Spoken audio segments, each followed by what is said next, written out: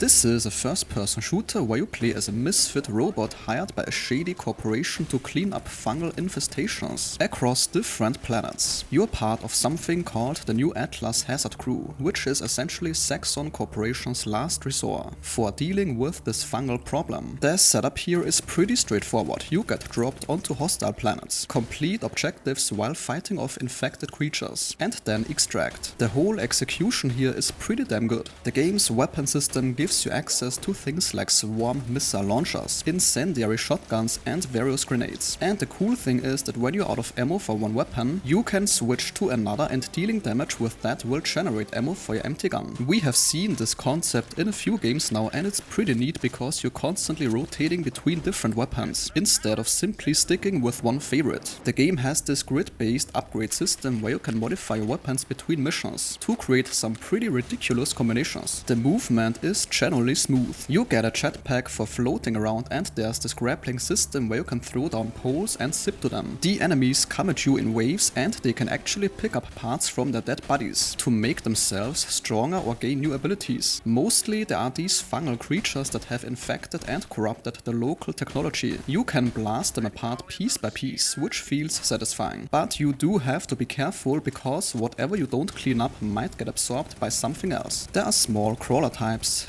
bigger tanky ones, flying units, and these massive boss creatures with shield generators and missile launchers. You can choose from different robot characters, each with different abilities and movement styles. The missions in the game can vary quite a bit. Sometimes you're simply clearing these fungal infestations from power relays. Other times it gets more extreme, like you're setting up massive railguns to shoot down enemy ships. The objectives keep changing, which does prevent things from getting too repetitive. Between missions you hang out in the station where you can upgrade your gear, chat with NPCs and play some minigames. Playing solo is definitely possible and it can get pretty intense. The game has a revive system that gives you multiple lives per mission, so dying is not an immediate game over. But some missions do seem to be designed with multiple players in mind. There are definitely moments where you had to run around frantically while being chased by endless enemy spawns. The visual style has this very nice industrial sci-fi look that fits the theme. Everything looks a bit rough, which is intentional. The progression has both character upgrades and weapon modifications. You get these resources from completing missions and can spend them on various improvements. The whole experience here seems to be built around that satisfying loop of dropping into dangerous situations, figuring out how to overcome these difficult challenges, and then returning to the base to improve for the next run. And that sentence concludes today's video. If your time was respected, a like or comment is very much appreciated.